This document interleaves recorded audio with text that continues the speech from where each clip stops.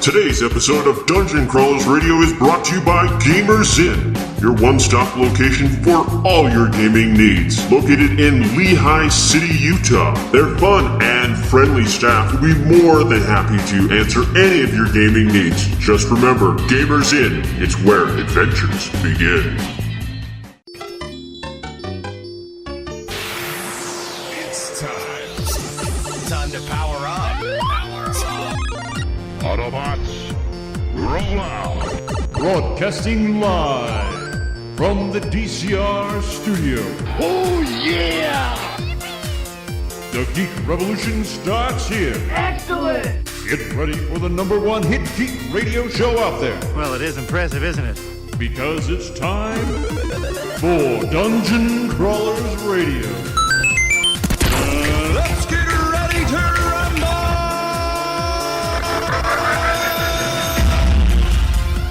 And now, the moment you've all been waiting for. All right, everyone, welcome to another episode of Dungeon Crawlers, where we have with us Chris Provost from Comic-Con, the, I would like to say, the scoop of vanilla ice cream to the brownie a la mode for Comic-Con. Ooh, I like that. yeah. That was great. I like that. I don't think an event would go off really well without you. I mean, you make me blush. That's well, awesome. It's true. I mean, you're always up there. You have, I don't know where you get your plethora of really bad jokes. They're just everywhere, right? Yeah, but, you know, like the Fan X, you were running around, Yep. getting everyone jumping around, getting everyone dancing with the loud music. There was one point where had everyone do like this mannequin thing. Where everyone Yeah, had the to mannequin stop challenge. and Yeah. Yeah, that was a lot of fun. Yeah. The mannequin challenge actually came out because we were stalling. I can't remember why, and somebody just yelled, "Let's do the mannequin challenge." We're like, okay, let's see if we could try it. Yeah. And it came off. It was amazing. So it went really well. I mean, what is it like? Just starting out being up on the main stage, those hot lights just beating down on you. Right. So it's intense. It's a Yeah. lot of fun. It's a lot of fun getting up there, and you can feel the energy. The fans who come to Salt Lake Comic Con and Fan X, it's infectious, right? They Yeah. get out on stage. I mean, you get up there, and you can feel them. They're yelling, having a good time. They're there to see who they want to see. So it's a lot of fun, and the energy is just at a super high level. It's addictive, yeah, for sure. Now, I mean, besides that, getting the crowd pumped, you also get to meet all these celebrities. Right, yeah. I mean, that's got to be really cool. I mean, yes, everyone's going to get their picture and photo up, but you're actually interacting with them a little bit. Yeah, backstage before they go on, Yeah. Get to meet them and talk with them, a lot of them. It's fun to see them. Mm-hmm. And it's interesting because you think of celebrities, right? You think of celebrities, you think, oh, they must be like super confident in front of large audiences. We get some who come out there and they're like, yeah, this is no problem, I got this. And you get others, they're very nervous. And yeah, they're very nervous. And Salt Lake Comic-Con's main ballroom is large. Yeah. For most cons like this, it's very large, about 5,000 people. Most of them, the cons don't have that large of a ballroom, so they're not used to that large of a crowd. So they get out there, and sometimes they'll peek out like between the little curtains and see all the people, like 5,000 people sitting out there, and they're like, oh my gosh. Yeah. And we just talk to them like, hey, it's easy. Once you get in there, they're going to love you. Don't worry about it. It's really fun. Well, I mean, I've been to like Emerald City Comic Con and stuff like that. Right. And they have a fairly large one too, but their lights are always so dim that even standing at the front, you don't see all the way to Right. the back. Yeah, so I'm exactly. sure that kind of helps with that. But you guys have the lights on. There's other lights flashing back and forth. And Well, we like to make it an interactive experience. Yeah. That's the whole point of what we're trying to focus at Salt Lake Comic Con and Fan X is we wanted to make it a really good experience for the fans. We want the fans to feel like they're participating and having a good time. So it's cool. So how did you get involved in this? Right. Because it's like randomly out of nowhere, here's Chris Provost. Right, and right. He's the front man. So when it was getting started, when Salt Lake Comic Con was first getting started, like just barely get moving along, I was filming a TV show for the Sci-Fi Network at the time called Zeros, and it was a comedy about zombies and things like that. And we were filming the pilot out here in Utah, and one of the operations lady, she knew me, and she's like, hey, would you like to come in? And they came in and talked to me, and they came up with the idea they had to have 4 MCs. Okay. And so we had 4 MCs, and like, do you want to MC for Salt Lake Comic Con? And I'm like, all about that. I'm like, I've been collecting comic books since I was a kid. I'm all about Star Wars. I mean, all of it. I'm like, geek culture is like that's my jam, right? I was like, yeah, let's do this. So I'm like, yeah, absolutely. So it was me, there was Carrie Jackson from X96, a really popular radio DJ, yeah. There's Tony Toscano, who does like movie reviews. Yeah, and talking shows. Talking Pictures. Yeah, Talking Pictures. And then we had Tyson Webb from, I think it was like 107 The End, 101 The End, whatever, radio DJ, and myself. And we got out there, and those three guys, they like to moderate. They're really good at moderating, getting on, asking questions to celebrities. Yeah. So I was like, well, I'll just MC it. And my first con, I was more of an information giver, right? Yeah.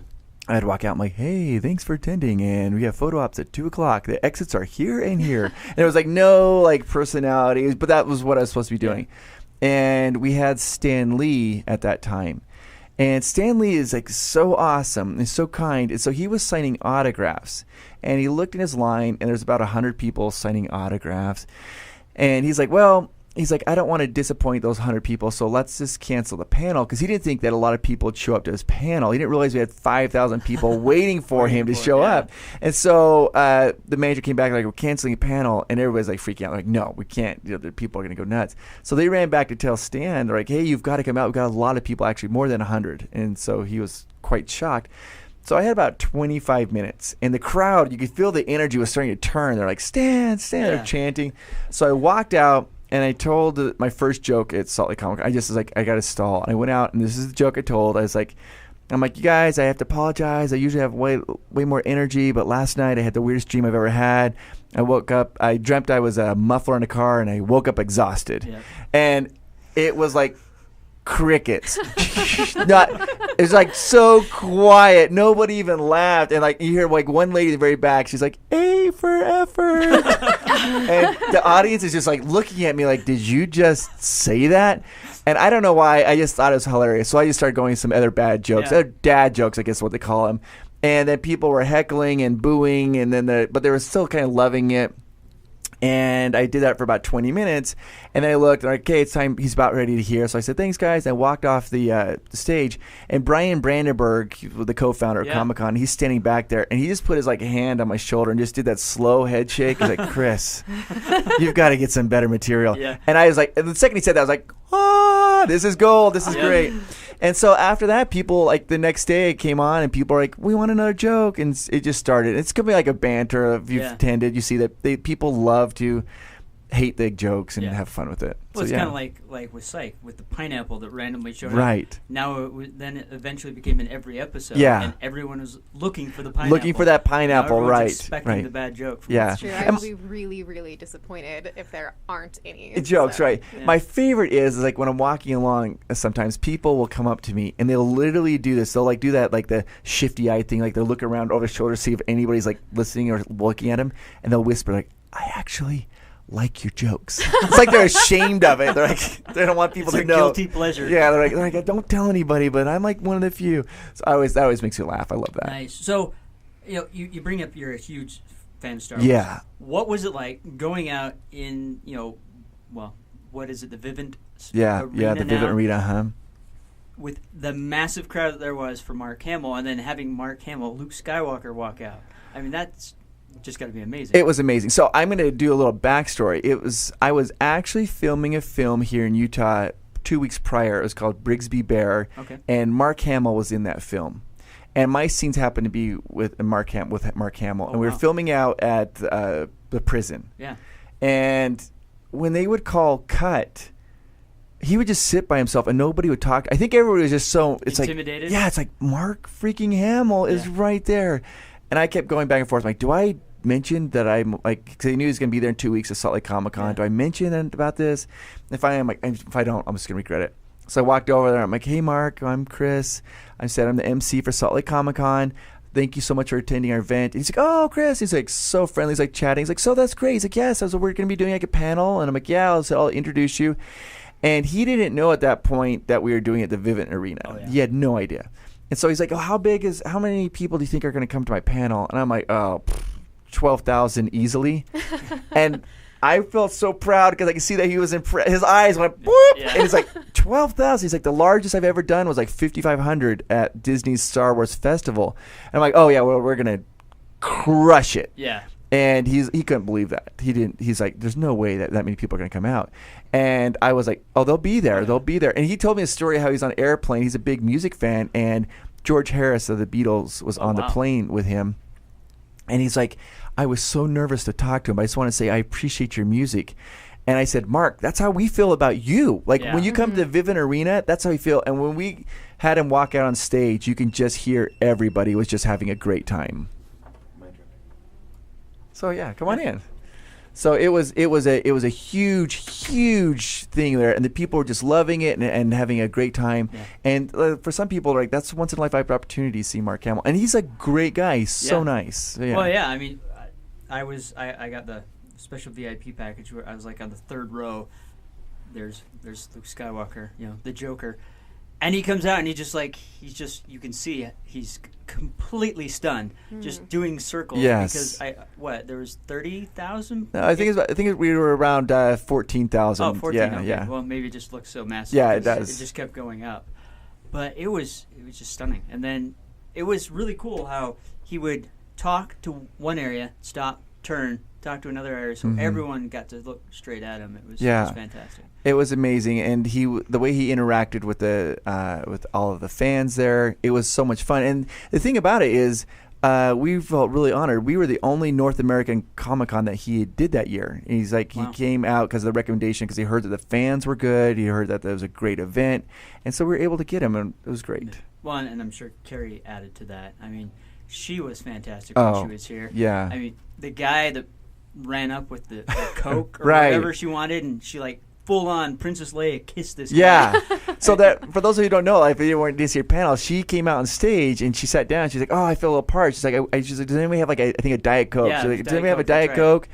And there's some guy just comes running back down the aisleway, and he hands her this unopened can of Diet Coke. She grabbed him and kissed him right there in front of the people went bananas. Yeah.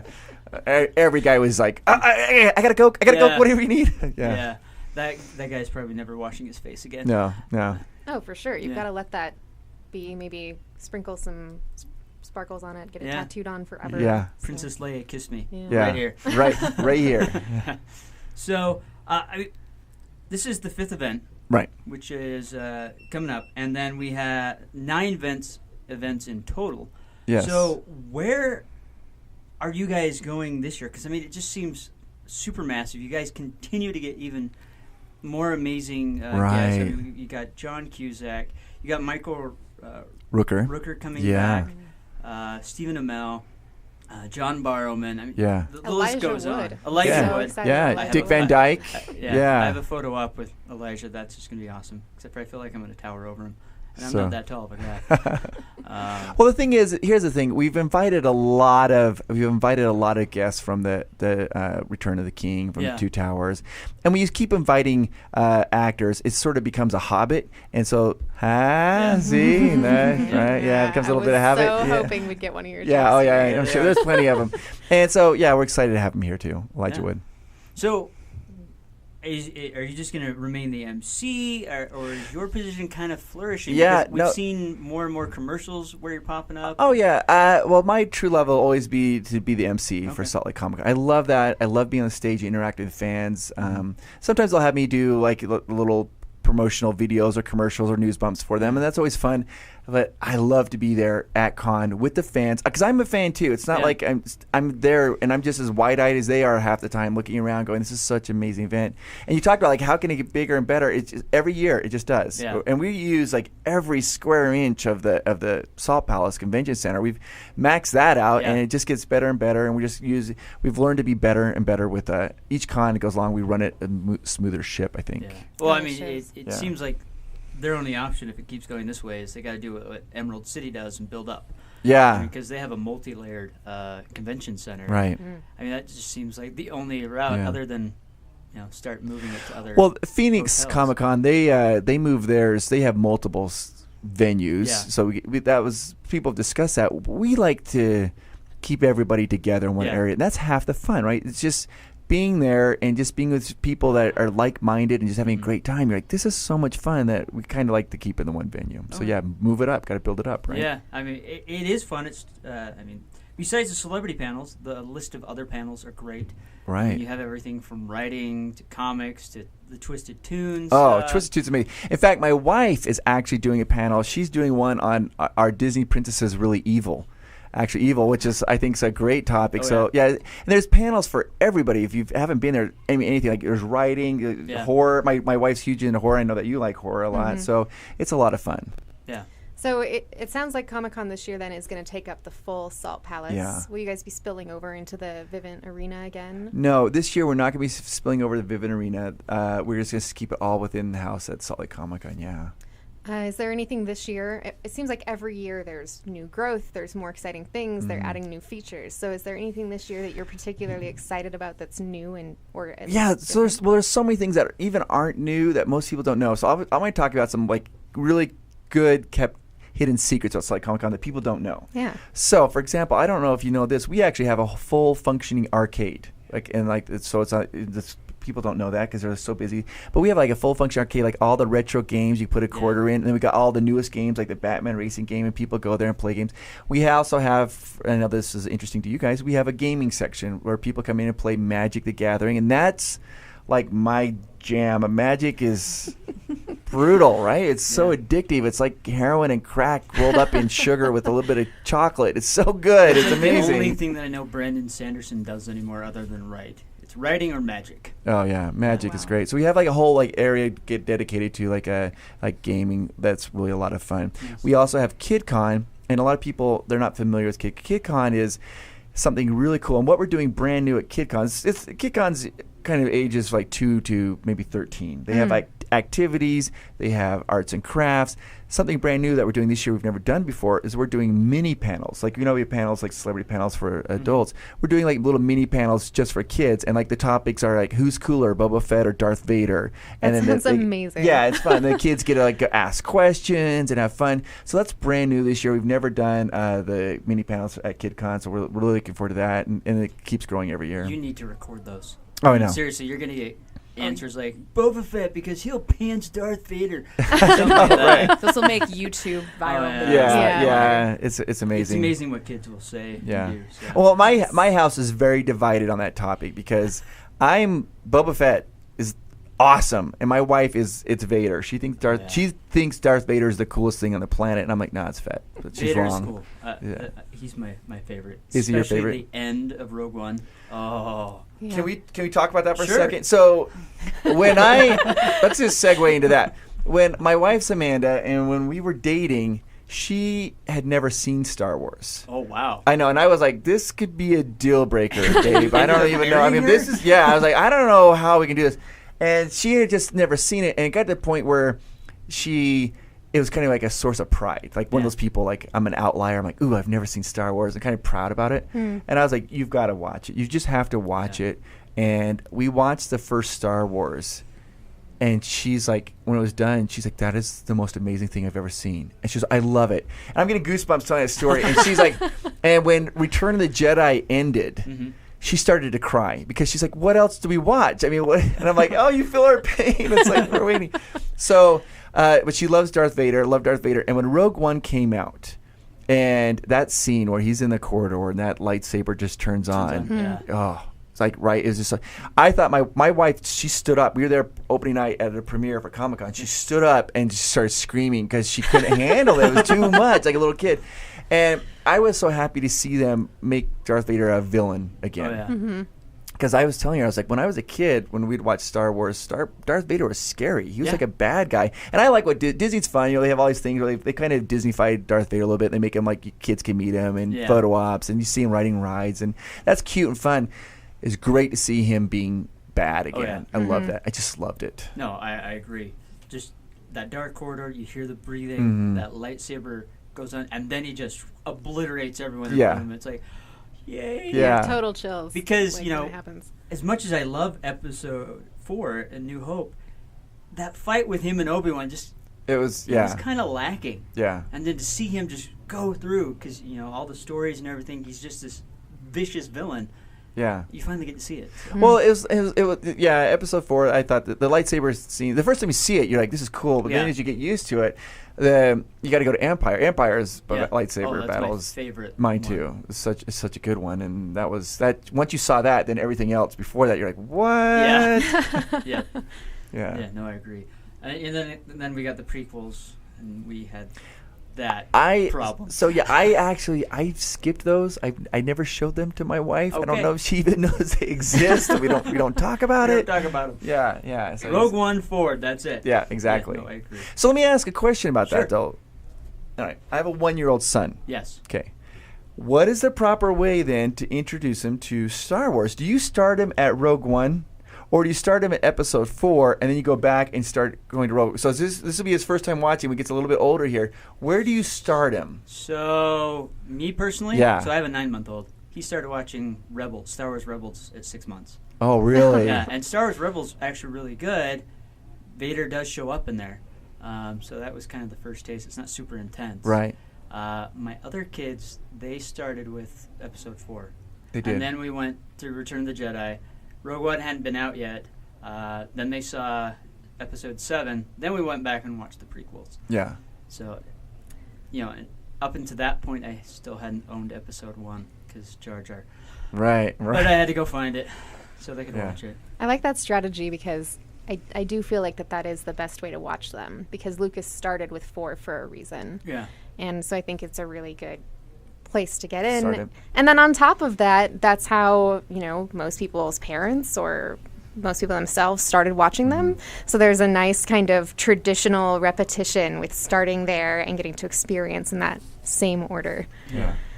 Well, I heard some people, they talk about it's called the machete cut. Machete order. Yeah, machete order, where you watch episodes 4 and 5, I think. And then after 4 and 5, then you go back and watch 2 and 3. And then... It's almost like you're going back to watch a dream sequence, and then you go back and watch episode 6. You don't even watch episode 1. 1 you just skip. Yeah, so interesting. Yeah, I don't know how they're going to add 7 and 8 in there, but that's okay. Or Rogue One. Yeah, it's got to fit in there somewhere. Give it time. I know. They'll figure it out. Who gets to make that decision? The fans, I guess. Yeah. That's where they. Well, I think that's what we're doing right now. We're making a decision. We're making a decision for them. So this is how we're going to do it, everybody. If you're listening. Yeah. Absolutely. Or you could do 4, jump to Rogue One as a flashback, go into 5. Or you just do Rogue One and then go into 4. I don't know. I like 4 and then the flashback. Okay. Yeah. That way, the Death Star. Mm-hmm. Yeah. That's awesome. These are the important decisions of our time. Man, now I gotta figure this out. It's I don't know. It's that or trying to watch The Hobbit and The Lord of the Rings, like the extended edition. That's like a whole weekend. Oh no, we did it. It was 23 hours. I know. It's long. Hook was like all over it, all extended edition, and we stayed up straight. Because the extended edition of Hobbit is 10 or 11 hours, and then it's almost 14 for Lord of the Rings extended. I know it was just over 23 hours, if I'm correct, for all of them straight. 2 or 3 days ago, my wife and I watched every single Harry Potter movie back to back. Oh, dear. Nice. Yeah, and luckily I was the one facing the TV so I could see it.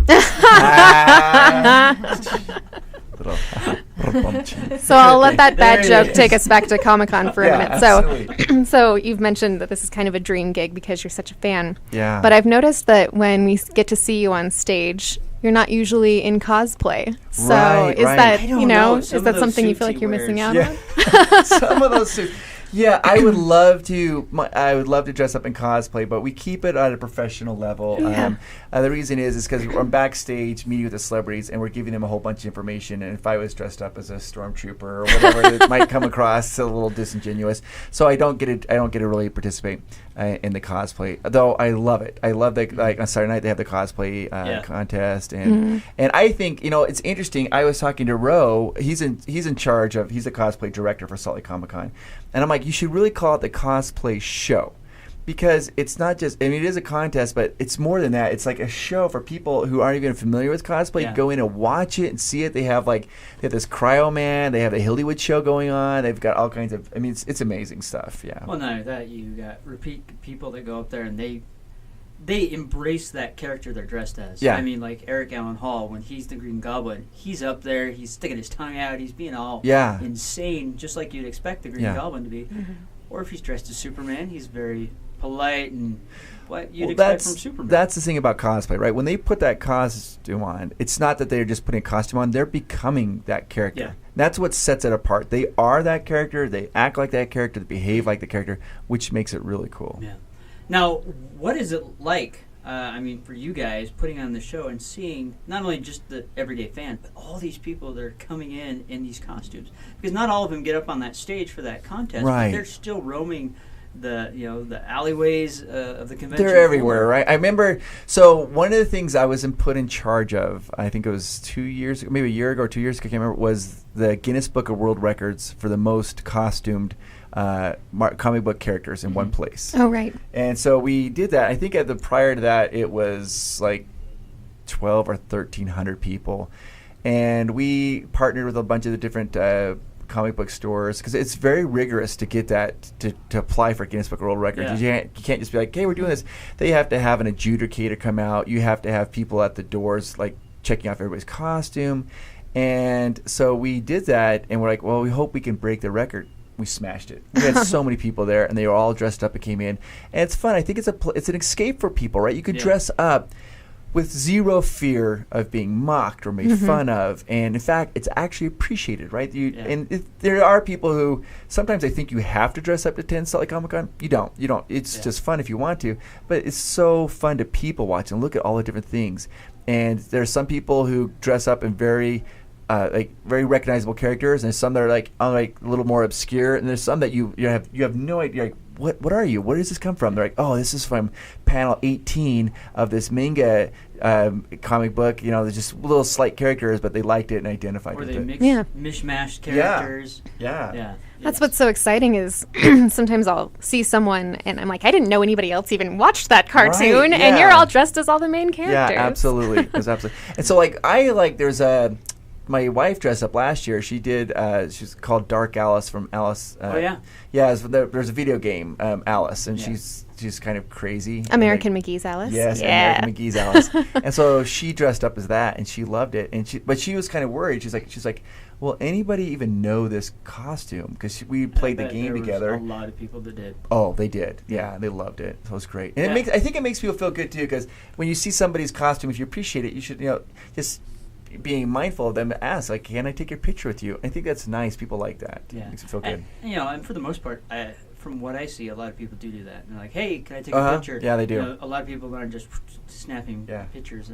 So it's really great how the community, at least, is respectful of cosplayers and people that are dressing up. For the most part, they are. There are some. Where I've got my Jack and my Hook can't even take breaks. Like, they will get bombarded by people while they're on breaks, begging them to come out and take pictures. We're like, come back in 15 minutes. No, we need them now. We've made jokes that we need to, like, get a bag over Sparrow so people can't see him when he's moving anywhere. That's why you need the tower. Yeah, you're building us a tower. Get us the tower so we can hide the curtain Sparrow. close and Because otherwise you'll have the flock. Yeah. It's crazy how much he looks like Johnny Depp. If you've seen my Jack, if you watch any of the Comic-Con videos, when they get to a Jack that they stop all the music and they talk to, that's my Jack. He's the co-founder of Reach With Me. Completely drunk and it's fantastic. He can't walk in those events. Yeah.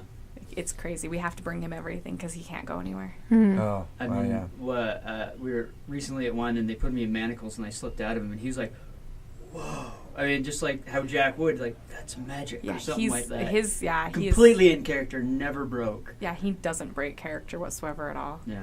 He's jokes he needs scripts for video people because they keep stopping the music to talk to him in the middle of all the montages. He's like, I need something better prepped for that. That's so when things happen, like, on the fly, where does the material come from? Do you have it pre-written or just randomly? Just randomly there, yeah. So every day people email me or message me jokes all year long, and I actually appreciate it. A lot of fun. And so it's interesting to me because sometimes people are like, you should tell this joke, and then they tell me, and I'm like, well, that's incredibly racist. Or I can't say that. That's really sexual. And so I think though a lot of people appreciate it, it's very vanilla humor, right? Yeah. It's just generic. Anybody can either like or dislike it. It's trying not to be offensive to anybody.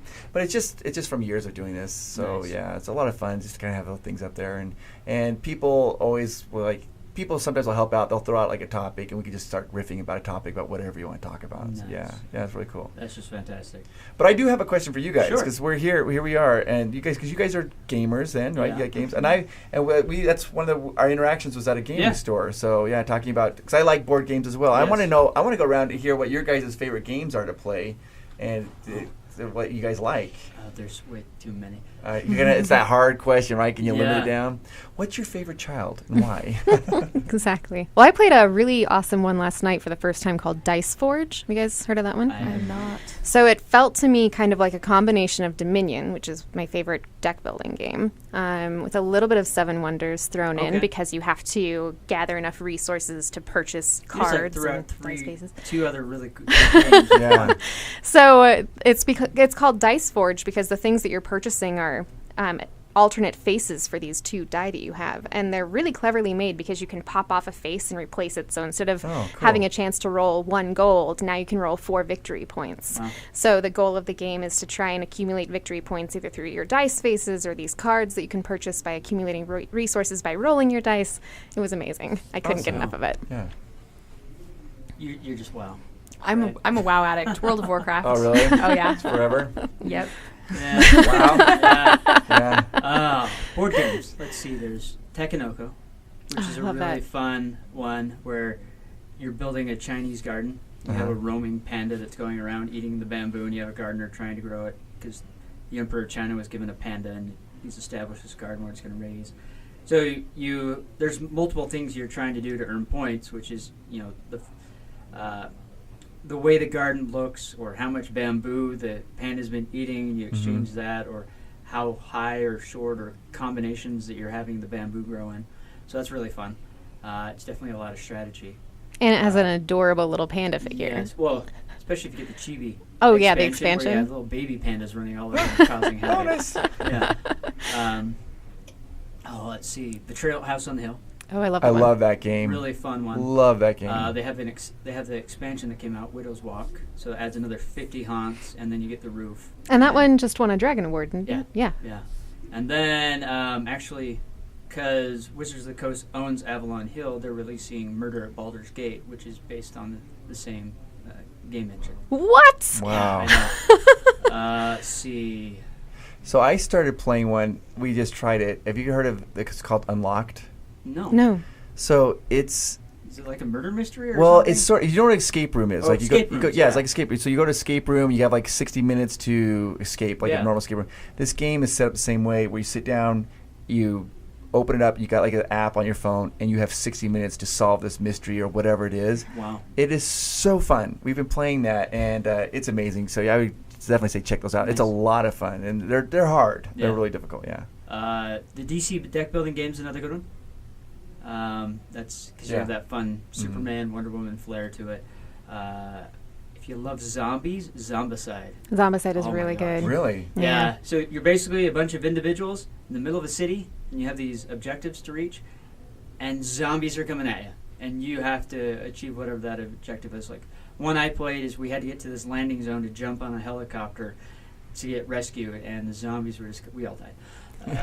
The zombies overtook us. We made stupid Zombicide? mistakes. Yeah. I love that style of game where the board building is kind of similar to Betrayal Yeah. at the House on the Hill, where you're pulling random tiles, and so every game feels so different. Yeah, and that's the best part is it has such a great replay value because it's never the same. You know, because you're going to turn those tiles over differently every time. Yeah. And so, you know, you're thinking you're going down an alleyway that's going to get you to the landing zone. It's a dead end. Oh, crap. Now the zombies are behind us. What do we do? Oh, cool. Yeah. Have you guys played Elder Sign? Yeah. That's my other favorite one. Shadows over Camelot's another fun one. That one's insane because you're working together against the board, but one of you is a traitor. Oh, nice. I love the things like that. I love it when they have like a traitor aspect to the game. So more often than not, we die because, well, the board is horrible or the traitor kills us. It's awesome. So will there be that style of game at Comic-Con as well? Absolutely, Or? yeah. So we have a whole bunch of that style of gaming as well at Salt Lake Comic-Con. And the thing is, it's kind of on the north end of the Salt Palace. Yeah. There's like a big area there. There's a bunch of games. They have gaming areas and gaming tables and stuff like that. They have games just like that as well. Cool. So, yeah. I'm looking forward to that. For our gamers, we have a bunch of artists from Magic the Gathering. They're coming, and you get to get your card signed. I'm drawing a blank. Steve Argyle going to be there? Yes, Steve Argyle, yeah. Steve is amazing. In Yeah. fact, he just lives in American Fork. He does. Yeah. No, not Highland. It's technically Highland, almost American. Yeah, he created a Liliana vest. Yeah. So and he'll be there. You can have an autograph. It's a lot of fun. So I mean, Salt Lake Comic-Con, it panders to everything, Yeah. right? Yeah. It's not just people think like. My mother-in-law didn't know anything about it at first. She thought it was all comic books. Mm-hmm. You know, she's like, I don't really like comic books. I'm like, it's more than just comic books. Yeah. It's more than just movies. It's a whole culture event. Yeah, I mean, Yeah. there's authors there. Mhm. There's comic book artists. There's Visual artists. visual artists. Some of my favorite I mean, you even T-shirts I people have. that are building armor out of leather Mhm. and other It's amazing. things. There's jewelry people. There seems to be everyone. I mean, you guys have had Ultra Sabers there, so if you want a lightsaber that lights up and makes sounds, you guys have had pop figures where Yeah. they've released exclusives. Mm-hmm. It's just amazing. It is. And the people's costumes. They make them, like I said, they make them out of leather. They make them. I mean, and if you are going to make like something that you're going to sneak around in, leather's the best because it really is. It's made out of hide. Yeah. Yeah. Oh my god. I think my Jack unfortunately would dispute you on the ability Yeah. to hide in Yeah. leather. Hide in leather, yeah. Well, it's because that's him and Hook just can't hide. Both are in leather. Yeah, they're in Yeah. leather and everyone's like, oh, I love him. Yeah. Yeah. Yeah, Yeah, it's that's awesome. crazy. So there's beeping. There's beeping going on, and Vairin is walking through the door. Hi, Vairin. You're here. I am. There's a microphone. There's a chair. Sit down. So for everyone, Vairin's here. Hi. Hello, Vairin. Hello, Baron. Where are you going? He's It's gonna musical chairs behind me. It's crazy. He's gonna try to not hit you in the head. Yes, that's We still okay. that for a minute. He could have beamed me in the head. We're gonna still it for a minute. I think he's Oh, am I- interviewing in a second. Yeah. Am I stealing somebody's? Nope, No? you're good. I'm good. Oh, hey, I'm good. Normally, good. I'm not very good. You're good now, though. Oh, that's as a first for the Yes. week even. So we were just finishing up with Comic-Con, talking about all the cool stuff there. Now, so for people that want to see you in anywhere else other than Comic-Con, because you've said you've been in movies and stuff like that, Yeah. where can they find you? Well, there's a TV show coming out. It's getting released called Extinct. That you can see me there. Salt Lake. You can see me at Salt Lake Comic-Con. Obviously, Brigsby Bear just came out. That movie just barely came out. If you wanted to see, like, if you like the bad jokes, if you do like the jokes, and you're like one of those secret fans, you could go to my YouTube. I have a YouTube channel, so you come to that. Oh, And don't you also do videos about your wife and that? oh yeah, I've seen some have you of seen those. them? Yes. Yeah, I make fun of my wife all the time, and I get it's so funny because people I get emails all the time saying you shouldn't tell that story. Don't tell it. How could you tell that story about your wife? They're just so funny. I think I told a story about we ran a half marathon together, and she basically pooped her pants. So, I mean, we don't talk about it, right? This is something we just don't talk about, but it's a lot of fun to talk about those types of stories. So, yeah, it's just YouTube. It's just Chris Provost. Yeah, your wife must really love you. Yeah, she does. She really does. One of my favorite things to do is once a year at our anniversary, I'll do what's called Amanda Week. Okay. And I'll post every day. I'll post a photo of my wife. Yeah. But instead of posting like the most beautiful photos, I try to find the most horrendous photos. Oh, I can think find. I remember seeing this. Yeah. Like, one you posted, and she was like sleeping. Yes. Like, she had like no makeup on. Her hair was all over the in- place. Yeah. I always try, and so I do that. And then usually on the last day, I try to do something nice. But people Yeah. are always like emailing me like, "You can't be posting photos of your wife like that." I'm like, "Oh, it's so much fun. It's just her personality coming through." Yeah, it's a lot of fun. It's fantastic that you guys can do stuff like that. And you know, I've seen pictures you post where you guys have been at Disneyland or stuff like that, and she looks like she's just a kid in an amusement park. She is having so much She fun. is. She's like way more outgoing than I am. She has a lot of fun, and she's great. That's so hard to all right. manage. I mean, you're kind of like a really outgoing guy, so Well, if she's more outgoing than you. No, she's like adventurous. I met her on a cruise ship. Okay. And she used to travel around the world just by herself. She went to China by herself, a cruise ship, and I was there with my best friend.